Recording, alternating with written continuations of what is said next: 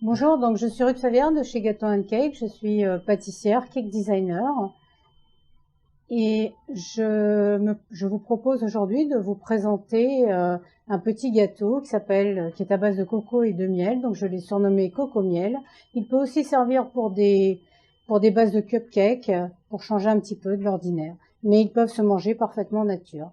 Donc voici, donc pour cela on va prendre le lait, on va le chauffer, on va le porter à ébullition.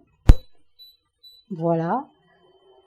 En attendant, donc je vous parle un petit peu de moi. Je fais du cake design, je fais de la pâtisserie et je fais aussi des chocolats et de la confiserie. Je donne aussi des formations et donc j'anime des ateliers.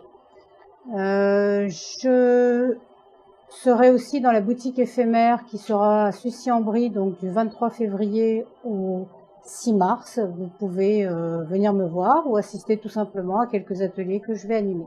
Voilà, donc on fait bouillir donc le lait pour ensuite le verser donc dans le coco qui est préparé. Donc on avait vu 300 g de coco. Donc une fois que le lait va bouillir, je vais le verser dedans et nous laisserons donc cette préparation s'infuser pour que le coco s'imprègne bien donc du lait. Donc voilà, le lait a bouilli. Je le verse donc dans le coco. Voilà, donc il faut bien. Donc ensuite, je vais prendre à l'aide de ma spatule, je vais remuer pour que tout le coco soit imprégné du lait au maximum. Donc comme vous voyez, je mélange afin d'essayer que tout le coco ait un peu de lait. Voilà. Cette préparation, nous allons donc la laisser se reposer pendant environ 15 minutes. Voilà, donc je la mets de côté et je vais la mettre en infusion. Maintenant, j'ai préparé la farine avec la levure chimique ou la poudre à lever. Ensuite, le sucre. Ensuite, le miel. Et finalement, les œufs.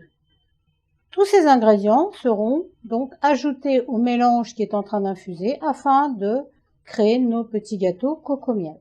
Donc pendant ce temps-là, je vais préparer à l'aide de mes caissettes et de mon moule à muffins, je vais donc préparer mes caissettes dans cette plaque, ce qui me permettra de garder la forme. La caissette, ça, ce n'est pas obligatoire, hein, c'est une facilité. Donc, on met une caissette par préparation. Voilà. Normalement, on arrive à faire 12 petits gâteaux, voire plus.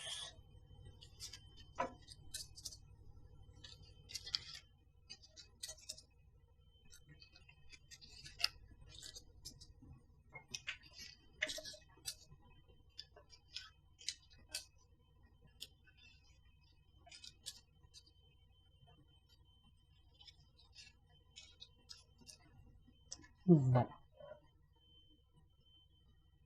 Donc, nous allons attendre l'infusion, que notre préparation soit bien humidifiée. Vous voyez, j'y reviens pour bien être sûr que tout le coco soit imprégné.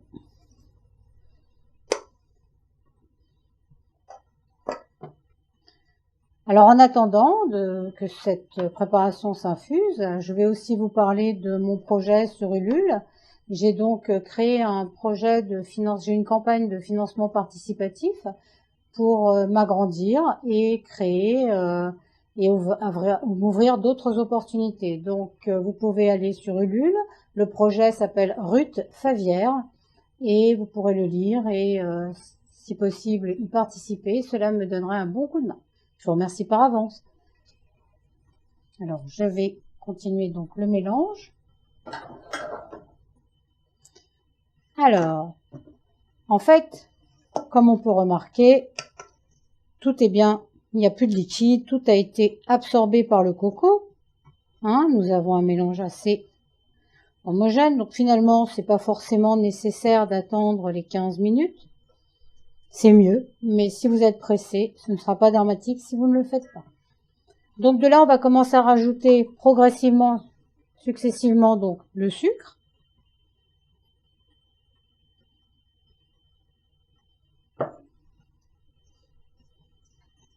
Et je vais donc procéder au mélange.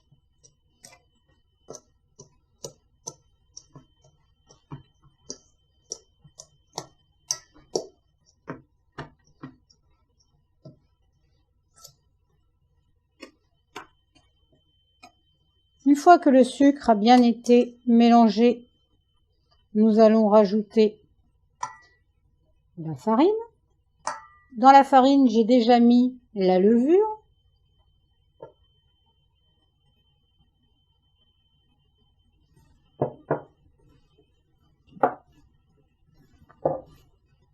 Et je continue à mélanger. Donc, vous voyez, prévoyez un cul de poule ou un grand saladier, quelque chose où vous avez l'espace pour bien pouvoir travailler votre mélange, votre appareil. Voilà. On sent déjà l'odeur du coco. C'est vraiment très plaisant pour ceux qui aiment le coco. Voilà. Maintenant, nous allons rajouter le miel.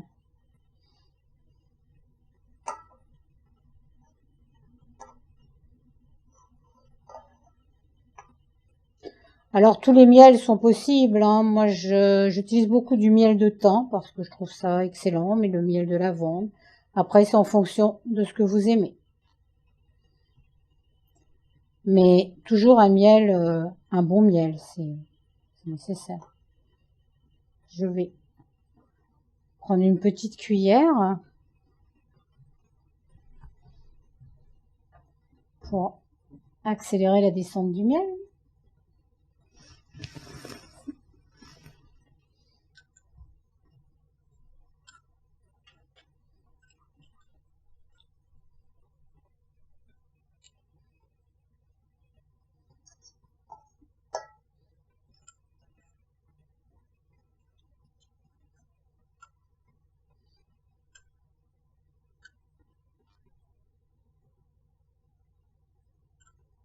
Et voilà.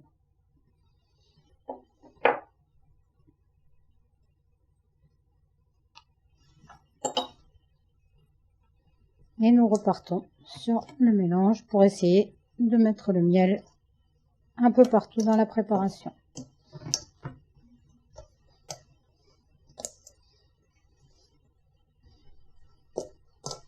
C'est quelque chose de très rapide à faire et de délicieux. Ça se conserve très longtemps. Vous pouvez aussi les congeler. En faire quelques-uns, les congeler et les manger à volonté. Vous pouvez ensuite faire une crème d'ananas, une crème de mangue. Et puis les garnir comme façon cupcake. C'est très bien aussi. Voilà. Et le dernier ingrédient, l'œuf.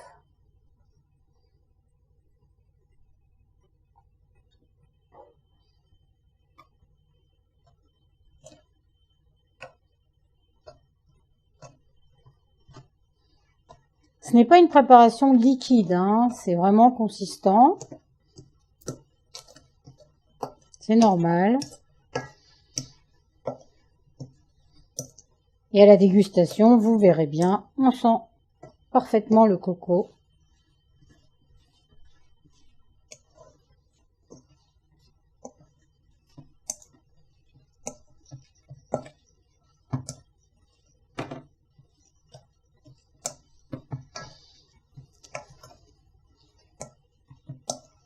Ah, vraiment bien mélangé, hein, bien mélangé pour que la couleur soit homogène de partout, que l'œuf soit vraiment mélangé à toute la préparation. Vous voyez.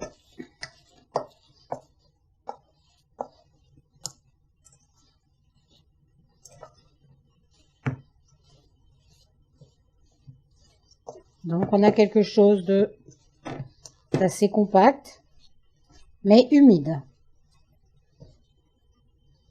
À partir de là, on va prendre une poche à douille. Alors, si vous n'en avez pas, ce n'est pas grave. Vous prenez un sac de congélation et il aura exactement le même effet sur un petit temps. Nous allons remplir la poche à douille avant de la couper. Je n'ai pas mis de douille volontairement parce que ce n'est pas nécessaire.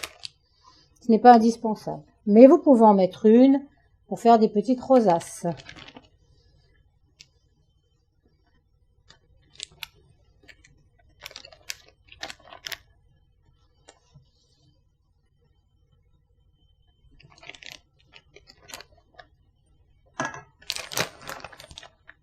Vous n'êtes pas obligé de remplir tout d'un coup, hein, vous pouvez le faire progressivement. C'est lourd, c'est assez lourd comme préparation.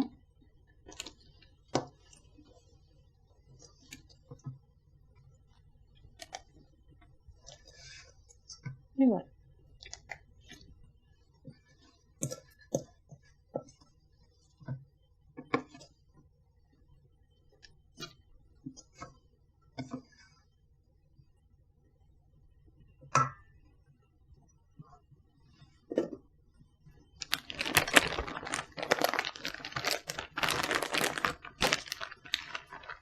Ensuite, nous allons donc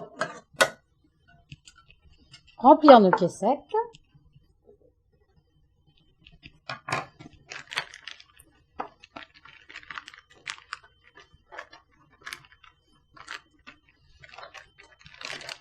Donc, je vais couper de façon, faire quand même un très grand, un large, voilà.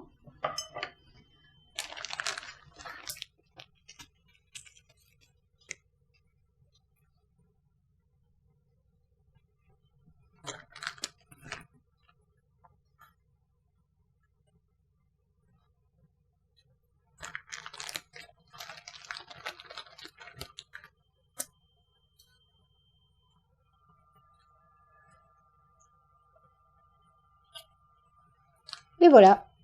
Une fois vos caissettes remplies, vous enfournez à un four à 170 degrés pendant environ 15 minutes.